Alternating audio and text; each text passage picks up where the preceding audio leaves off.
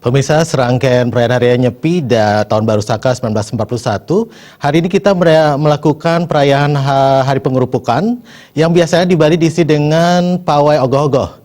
Nah, untuk mengetahui kondisi situasi pawai ogoh-ogoh di Bali khususnya, kami sudah terhubung dengan rekan Agung Ria yang saat ini berada di bertugas untuk meliput pawai ogoh-ogoh. Baik, Om Swastiastu, rekan Agung Ria.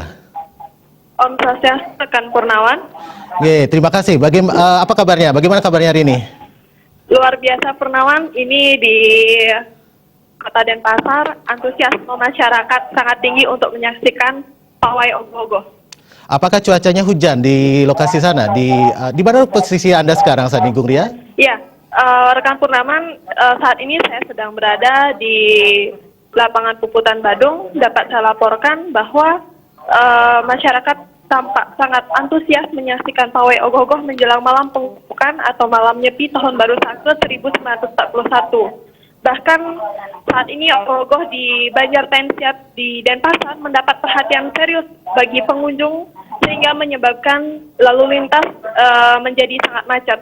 Kemudian untuk menjaga suasana pawai agar tetap kondusif, pihak pemerintah Kota Denpasar juga telah meningkatkan pengamanan dengan melibatkan TNI, Polri, pecalang, dan komponen masyarakat yang lainnya untuk menjamin kondusivitas, ketertiban, dan kelancaran pawai ogoh-ogoh.